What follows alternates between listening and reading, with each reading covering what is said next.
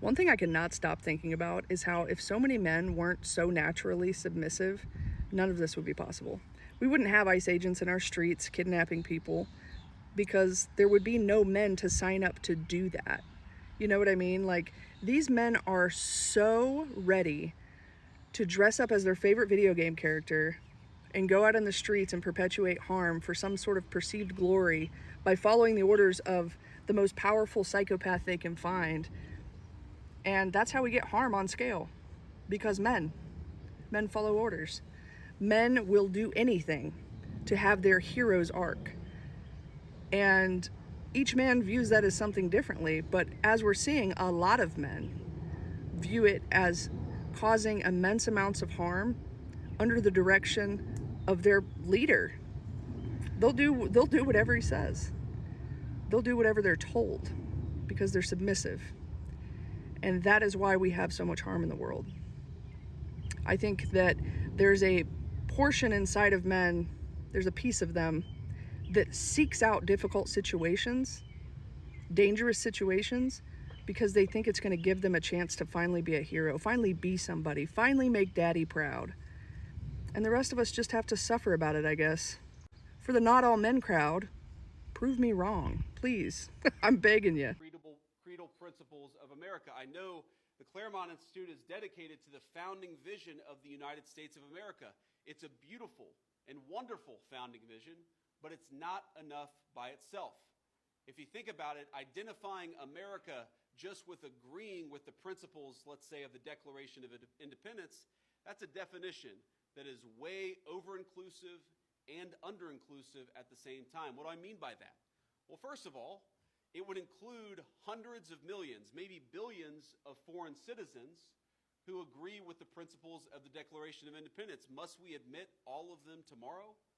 If you follow that logic of America as a purely creedal nation, America purely as an idea, that is where it would lead you.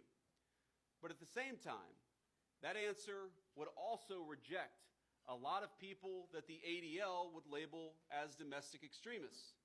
Even though those very Americans had their ancestors fight in the Revolutionary War and the Civil War.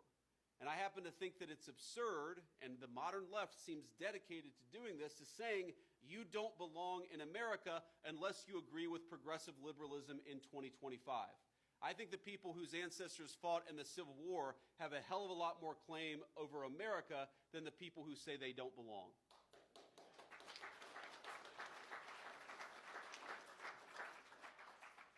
So I believe one of the most pressing problems for us to face as statesmen is to redefine the meaning of American citizenship in the 21st century. I think we got to do a better job at articulating exactly what that means. And I won't pretend that I have a comprehensive answer for you, because I don't. But there are a few things I'd suggest off the top of my head. And given that you guys are all brilliant intellectuals, I see Michael Anton back there. He's the most brilliant.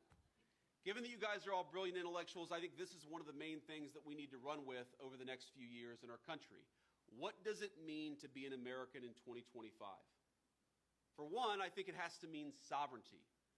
More precisely, American citizenship must mean belonging to a nation that guards the sovereignty of its people, especially from a modern world that's hell-bent on dissolving borders and differences in national character.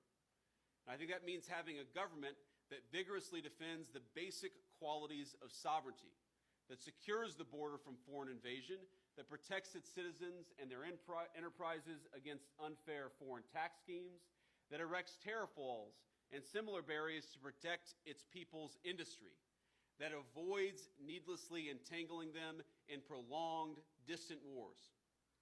It also means preserving the basic legal privileges of citizenship, things like voting, including in state and local elections, or access to benefits like certain state-run health care programs for citizens. And if you pay attention, most of the howling about the big, beautiful bill reduces to the fundamental fact that President Trump believes that Medicaid, Medicare, and Social Security ought to go to the American people, not to illegal aliens who don't have the right to be here.